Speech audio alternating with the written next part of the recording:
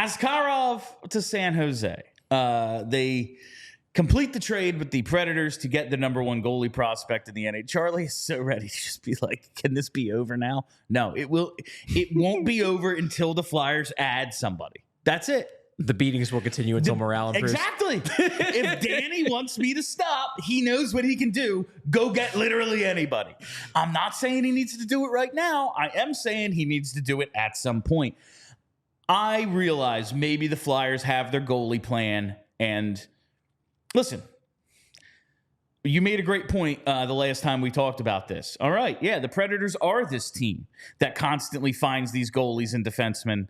The fact that they're like, yeah, we're sticking with the old guy and we're going to ship out the number one goalie prospect maybe says something about who this goalie prospect is.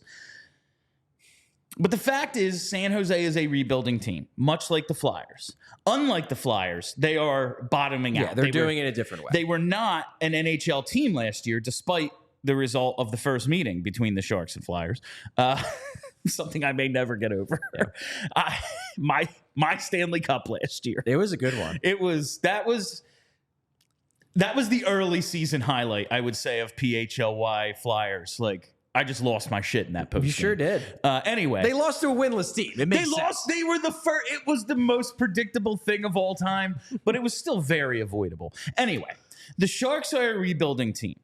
There are several of these teams in this spot right now. Right. The Flyers, the Sharks, the Ducks, the Blackhawks. Montreal, I guess, but they seem to have been doing it for several years. Yeah, but they had to kind of... They've basically been doing it since the season after they made the unlikely run of the Cup final. Yeah. Because that was when they lost Carey Price and Shea Weber. And it was like, well, I guess that was our window. Would you say, talent acquisition-wise, core future pieces, all those teams are ahead of the Flyers? I guess it just depends on what you mean by talent acquisition. Because, yeah, I think that the Sharks, if you're looking at the Sharks in particular, the Sharks do have a clearly identifiable, we're hoping this is our core group. They have obviously Macklin Celebrini, who, you know, they won the lottery, but they were real bad. I mean, they put themselves in position to win that lottery because they were real friggin' terrible, and they won the lottery. They have him. They have Will Smith, who they got the year before with the 4th overall pick. They have Sam Dickinson, who they got right before the Flyers pick this year, who I really like. I'm a big Sam Dickinson fan. They have William Eklund, who played his first full rookie year this past year. They have now they have Askarov. They have that Shakur Mukhamadullin defenseman they got in the Devils trade from the Timo Meier deal. So they have pieces. To me, you're looking at, I guess it's Celebrini, Smith, Askarov, Dickinson. I think those are your big ones. I don't know if I'm forgetting another player. I think I might be forgetting another guy. Eklund, top 10 pick, so he's in there. I don't think he was incredible in his rookie year, but the upside's there. He has top 6, if not top line potential, to be sure. So there's excitement there. The thing is that I would say, aside from Celebrini, who is a slam dunk, like he's going to be a real good player. It's just a matter of how good he's going to be. I don't think any of those guys are locks to be core players. Like, they have the theoretical upside to be. Dickinson has the theoretical upside to be a top pair defenseman. Will Smith could be a first-line center, or like a first-line caliber center playing 2C because Celebrini is a superstar. They have, Eklund could be a first-line wing. But we don't know. You're hoping. They have the pedigree. They are blue-chip quality prospects. Mukhamadullin probably isn't, but the other guys are. Doesn't mean they're going to pan out, though. I think that's the difference, is that, the Flyers have a bunch of guys who are, at the very least, good players that are in their early to mid-20s. Like, I don't know what Cam York is going to be, but I know he's an above-average NHL player. I know Owen Tippett and Morgan Frost are above-average NHL players. I know Joel Farabee is an above-average NHL player. I think Tyson Forrester is already an above-average NHL player. Now, what are their ceilings? I guess we're going to find out. But they're just a little bit further along in the process. It would not shock me at all, for example, if Joel Farabee ultimately is a better NHL player than William Eklund. I don't think it's definite. William Eklund has probably higher theoretical upside, but I think that the trap that a lot of people online in particular fall into, and it's because online people tend to obsess over prospects. It's hope. We're selling hope here. They look at somebody like Askarov and like they can't envision a world where he's not a stud. And you look at the Sharks core, and you say they have so many high-end players that are at the top of prospect rankings. Look at that core; it's going to be so good. That's not a guarantee. And I think that's kind of where I'm not saying they're not going to pan out. I'm just saying that you can't look at an Askarov or an Eklund or even a Will Smith. A Celebrini, sure. He's a number one pick. Those guys rarely bust. And he is generally viewed to be like a Jack Hughes level talent. Yeah.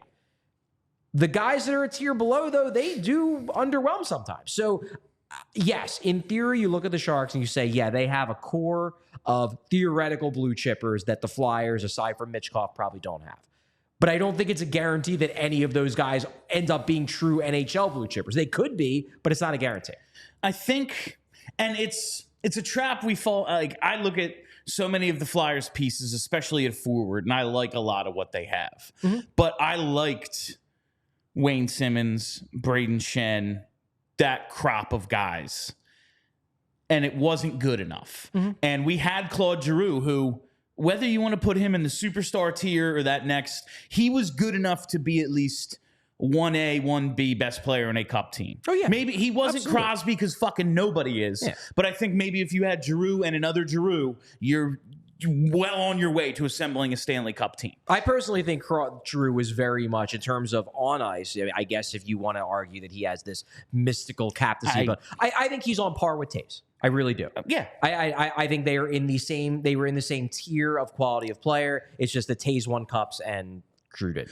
But that group wasn't good enough. And I look at this group of guys now, and yeah, like we could see Tyson Forster and Owen Tippett take huge steps, and it's like, oh, well, then they are closer to that next tier. But short of that happening, you look at this, and unless Matvei Michkov is on heart ballots every year, that level of player, I'm not saying he wins or he's a finalist, but yeah, he's getting votes. He's that good. Is there a path to getting better than what we just had in the previous era, which was a massive disappointment? And as I framed it on last week's show and on Twitter this weekend, like a waste of one of the best players we're ever going to see. Like, and I know it's so fun. Like we're saying, okay, so Matvei Michkov 10 years from now, the Flyers are going to be mishandled. And like, I know that that's a pessimistic way of thinking. It's just like, I see these other teams stocking. Look at what the Ducks have. If the Ducks, half of their guys turn out, they have a hell of a core. And it's like, if half of the Flyers guys turn out, it's Matvei Michkov and a bunch of second liners. I guess and there's a couple points I want to make in argument to what you're saying. The first point I'll make, though, is more about like the Anaheims and the San Jose's. And this is the philosophical disagreement that the Flyers have with the way that they are doing their rebuilds, with the way the San Jose and Anaheim, for example, are. It's that the Flyers believe, like there are obviously exceptions. I think Celebrini is an exception. McDavid is an exception. There are some guys that are so good that it does not matter where they develop. They are going to jump in and be freaking awesome immediately. We're hoping Michkov is one of those guys. But I guess we'll see. We'll see how good he is. The Flyers believe that guys like Will Smith and guys like Eklund and guys like Sam Dickinson, if they come in where they are real good prospects, the next tier down, if they come into a team that doesn't have support, that is gutted because they tanked, because they purposely torched the roster and don't have a lot of veteran support, it's a bunch of guys who are battling for contracts and then other rookies that are also trying to figure out the NHL at the time, they don't think those guys are going to develop as well as they would if they were on a team that had a strong coach at the top and depth up and down the lineup and veterans who, bring a positive attitude to the locker room and things like that. The Flyers believe that the mistake that the Ducks and the Sharks are making is that, well, those teams have more theoretical talent. The theoretical talent is not going to turn into actual talent without the infrastructure to support them. That's the Flyers' belief. Now, time will tell if they are right or not. But that is the Flyers' belief. And that is where I think fans can... It's definitely the big point of disagreement. Because fans who are really, really into prospects look at the Ducks and look at the Sharks and say, oh my God, they have all these great young players. They are going to be awesome. And I guess what we've seen is that teams that's like, not saying it doesn't happen this way all the time. Like the Blackhawks had Taves and Kane and Keith eventually, and then they all panned out and they had a superstar team.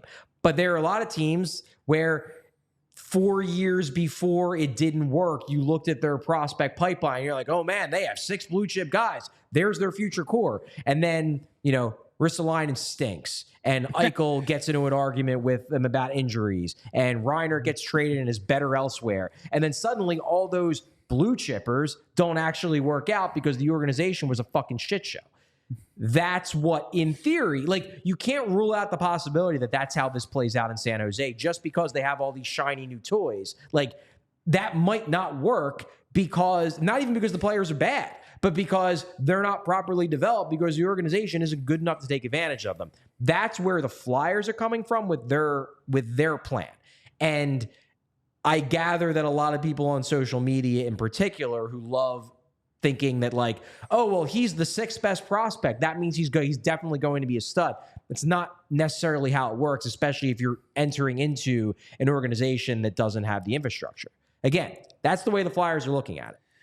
I get the way the Flyers are looking at it, and I've said I don't agree. This isn't the way I would do it. That's not to say it wouldn't work. I'd be a GM if I thought I could be a GM, I'm not saying it can't work that way. I just I almost find it laughable. Like your example, if the Flyers are thinking of it that organization's a shit show. Yeah. Are they? Do you think, if you were to sit down with Danny and be like, so you think you're closer to, being an A organization than being the Buffalo Sabres? Because, you already had your Eichel situation with Cutter Gauthier. There was one of your shiny. It didn't work out. Okay. Already, those things. This organization is a constant dumpster fire. I don't think it is anymore. But I understand why fans think it is. I understand why frustrated fans think the Flyers are a shit show. I don't think they are anymore, but I get why there's frustration and there's a belief that I can understand why they think it one day won't be. But while John Tortorella, and this is John Tortorella and the organization being these are two different things, but it's going to be a ridiculous environment as long as John Tortorella is here. That's part of the experience. Sure. And they think that experience is more of a trial by fire than it is a hindrance to development. That's their view. But we will see if that is true or not with how these young players continue to develop. I look at this team and go, the number one thing they need is top-end talent. There have been some guys, and we can argue, is Askarov really that good? Is Rucker McGroarty really that? But these dudes have been available. The Flyers have not landed them. I don't see how this team gets better until they acquire someone of that ilk. Okay. Not those players specifically. Who the hell knows? Those guys both might stink. It's just we need to be targeting these dudes.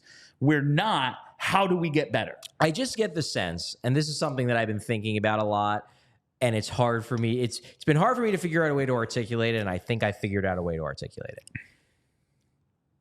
In the 2010s, Flyers fans watched a lot of very, very highly talented prospects in their organization not pan out to the degree that they expected them to.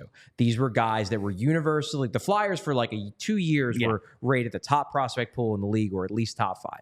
And they watched a lot of these guys. They watched, Nolan Patrick, Ivan Provorov, Travis Konechny for a while, Travis Sand. They watched a lot of guys who the national consensus about them as prospects were they're going to be studs. They watched a lot of those guys not pan out. And I guess I thought, and I did think this for a while, I thought that the takeaway from that from Flyers fans was going to be maybe we shouldn't trust that prospects are going to develop. We shouldn't just look at oh, he's in the top 10 of the Athletics prospect ranking. He's destined to be a star. Maybe we should pull back on our expectations of prospects and reflect on the fact that yes, it's exciting to get blue chip prospects because they have maybe a 20-25% chance of becoming a star. But there's also a very significant possibility they just become good. And then the thing is that you get a lot of these guys, the more you get them, more of them you get, the more of a chance you have of one or two of them exploding. I thought the takeaway was going to be, let's be less optimistic about prospect outcomes. I think what actually happened was this. Flyers fans are, with the obvious exception being Michkov, Flyers fans are less optimistic about Flyers prospects outcomes, but they still think that everyone else's prospects are going to pan out and be awesome. I don't. Yes and no. Like the chatter about Askarov to me was bonkers. It was like, oh, Askarov is destined to be a number one goalie. It's like, maybe, but that's not a certainty. I get the sense that a lot of Flyers fans, particularly online, think that everyone else's prospects are definitely going to pan out and ours aren't because they are our prospects. I think yes and no. Like, yes, there's definitely just that pessimism that like, well, our guys just never turn out. But everyone else's will. I think the takeaway was drafting in the teens and 20s has less of a chance of finding the guys you need. Mm-hmm. Like, yeah, you can find your Scott Laughtons. You can even find your Travis Konechny's. Like, redraft that 2015, Travis Konechny probably goes a lot higher. That was a nice find for them. Ivan Provorov might go a lot lower, though. And it's like, how can we raise our chances? Because now that there's a salary cap, and I know it's been 20 years, but like, there's a salary cap now. It's not just we can steal other teams' best players. You have to entice them to come here. They have to want to choose you as a free agent, or you have to have enough assets to go out and acquire someone in a trade. And if it's a really good player, they have to want to waive their no trade to come here. You have to be able to afford them under the cap if they do want to come here. All that shit. The easiest way is drafting in the top 5, top 10. They don't seem that interested in doing that. Mm-hmm. And so it just keeps raising the question. All right, these other guys are available. We don't want them. We're not signing free agents yet. We're not making trades yet. Probably the smart move to still evaluate your guys, but they're not doing that. You're not trading for other prospects who might have higher ceilings than your current crop. How and when do they get the guys they need? Mm-hmm. Because this team currently, if everyone on this team hits their ceiling, is it a Stanley Cup contender? Because I don't think so. Like, the blue line is not good. I don't think the blue line is bad, but I agree it's not. It's not Stanley Cup. Well, you know what? I actually disagree with that. I think if Jamie Drysdale hits his ceiling, and I think his ceiling is top pair, 55 to 60 points a year defenseman. If Cam York hits his ceiling, which is play driving top pair defenseman, there's your top pair. Then you have a damn freaking good top pair. Travis Sanheim is a really good number 3. Yeah, I think if everyone hits their ceiling, the defense is more than good. Now, I don't think everyone's going to hit their ceiling. Exactly. But no, I think if everyone hits their ceiling, it's good enough, sure. Because I have a very high opinion of Jamie Drysdale and Cam York's theoretical ceilings. Okay, so that's probably where we differ. I think those are good players. I would like AT, and I know I want Norris contenders. And those are hard to come by and almost impossible to, but like, that seems to be the path teams take to winning Stanley Cups. I guess, and this is a debate I got on Twitter on Friday about William Eklund. And there were some people, because I basically said, like, look, like, Eklund maybe could be a core player, but he wasn't anything special in his rookie year. And people lost their shit on me. They're like, how could you possibly say William Eklund isn't that good? And that's fair. If Sharks fans lose their shit on me, I get that. I had Flyers fans being like, you don't know shit. William Eklund's awesome. And the point I made was, if William Eklund had the rookie season he had for the Sharks last year, and he was a Flyer, if he scored 40-ish points with mediocre underlying metrics, Flyers fans would decide he fucking sucks. He's a bust. Why do they use a top 10 pick on him? He's bad. Because I'm watching the same thing happen with Jamie Drysdale, where they watched him for a half a season when he was playing injured, and now they want to throw him to the fucking wolves because they think he's terrible. And my point is that when you're looking at William Eklund from afar, you can be like, he's awesome. He's so talented. He's a top 10 pick. But if you watched him up close and he was a Flyer, you would think he stinks because he's not immediately living up to your expectation, which speaks to my point of everyone else's prospects are going to pan out. But if they're ours, they're going to bust because they're ours. And to that, I keep seeing predictions for like a stat line. We'll have a prediction show in September. I'm not ready to do that yet.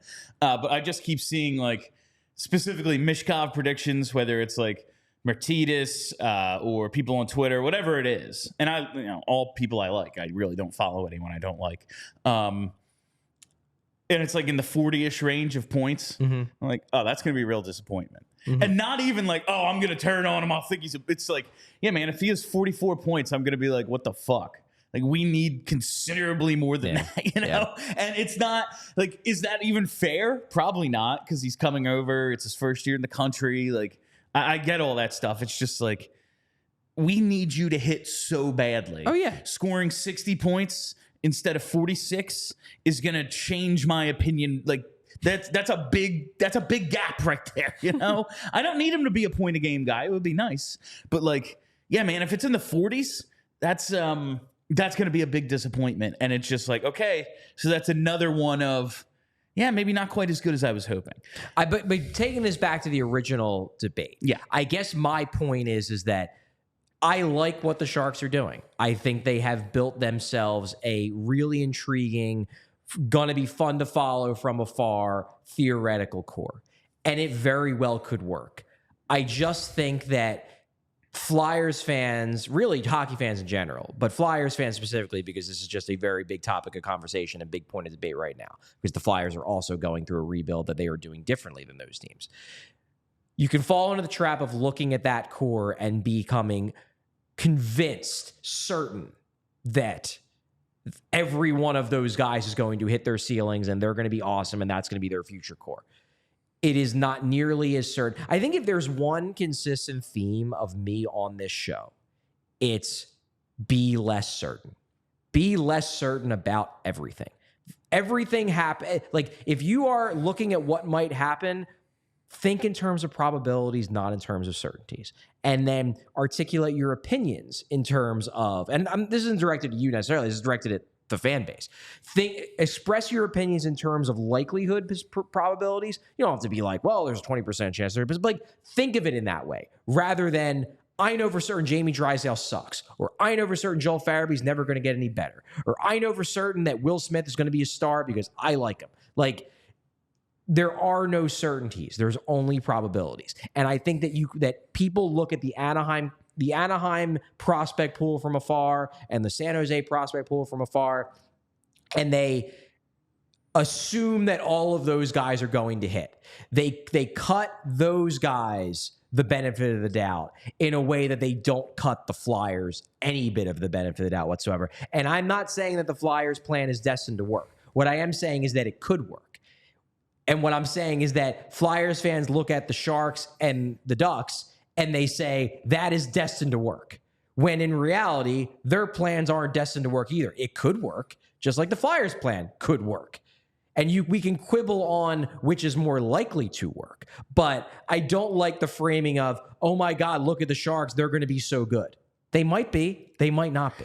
And that's, my framing is just like, looking at the talent pools, one is more likely. Like, if you have all these guys. Now, like, listen, Owen Tippett was what? The 10th overall pick? Right. Like, he was a top 10 pick. Right. Matvei Michkov probably should have gone in the top 5 at minimum, and you got him at 7. That was luck. Jamie Drysdale was a, 6th overall? So you traded, that's basically like the equivalent of the Penguins-Winnipeg trade, where you traded 2 guys in different years who went in the same spot. You traded a 5th for a 6th overall. Like, basically the same kind of thing. And look at the return Winnipeg got. It's like, Flyers basically did the same thing with Cutter. But Jamie Drysdale, because he has NHL experience, it's like, well, he's no longer a shiny new toy. Yeah, he's no longer a shiny new toy. Yeah, exactly. And I get all that. It's just like, there is evidence of these guys playing to suggest that they are not going to be stars. And the Flyers have great depth. I love what the Flyers have in terms of who could be, your 4th through 6th defenseman, who could be in your bottom 6. All that shit is great. It's just like, are the guys at the top good enough? Because that was the problem last time. And they don't have them yet. That's the other thing I wanted that I got sidetracked because I went into the big conversation about the other teams rather than Flyers. I actually disagree with you that the Flyers at the top were not good enough. What I think was the case, and this speaks to what we talked about on Friday about Giroux and Voracek, but Giroux in particular not getting enough help. I think that really at its core, what went wrong with the Flyers 2010 plan was when they did have good enough players at the top, they didn't have the second tier. And then when they got the second tier, the guys at the top weren't as good. I think if you could, and to be clear, I don't think the Hextall generated prospect pool ultimately did not meet the high expectations we had. Sure. However, I think if you could, and you obviously can't do this because you can't adjust time and stick 10 people in a time machine and move them back 5 years.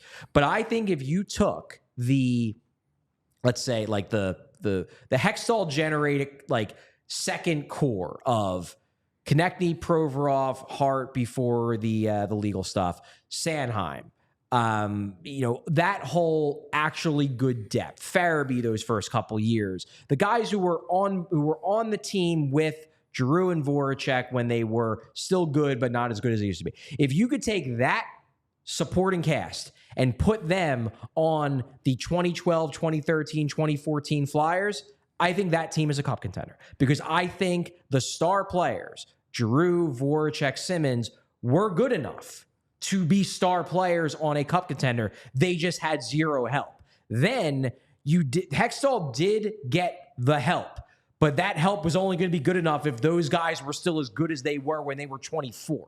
Yeah. And there was a roller coaster through those years. The years I looked at were 11, 12 through 18, 19. And to me, the biggest problem, the forward depth, probably good enough at different times. The defense was terrible. The defense, at no point did they have a number one defenseman. There was that 1 year of Provy and Ghost together where they were awesome. A year, 2 years of Steve Mason. They never had a number one goalie. No. The best goalie was fucking old ass Brian Elliott. Is that what we're talking about? 1 year of Carter Hart before the dip came and he was inconsistent. But I disagree with you about the forward depth. I think that the forward depth, there were parts of it that were okay, but it fell off a freaking cliff. Yes. The third line center, I'm thinking back to 2017, 2018, which is probably 2017, 2018 in retrospect. Probably the last. That was the closest you came to a bridge between the depth getting better and the core and Giroux, Voracek guys still being elite. That was the closest you got to a bridge. And even that team, your third line center was fucking Valtteri Filppula. Yeah, that's Andrew McDonald played a not insignificant role. The depth was still real bad. That was a team that was carried by Giroux, Voracek, Ghost, Provorov, Konechny when he was with Giroux, and then Couturier. And Couturier was kind of the bridge because that's when he went from being good. Decent depth to holy shit, he's a top of the lineup player. What I'm saying is that I don't think the Flyers' problem during that era was that the top end guys weren't good enough. I think if you could take the depth they had from 2018 through 2021 and put that on a team with peak Giroux, peak Voracek, peak Simmons, I think that's a cup contender. The problem is that for the plan to actually have worked, number one, they would have needed to have better coaching, which they didn't have because they got one good year of Vigneault, and that was really about it they had for good coaching during that run. But number two, by the time the depth that Hextall drafted and developed was good enough to be quality depth to support a star, the stars weren't true stars anymore. Yes. They would have needed a couple of those guys, a couple of the depth guys they drafted and developed to go full Dallas, and none of them did. None. We all silly like the mayor.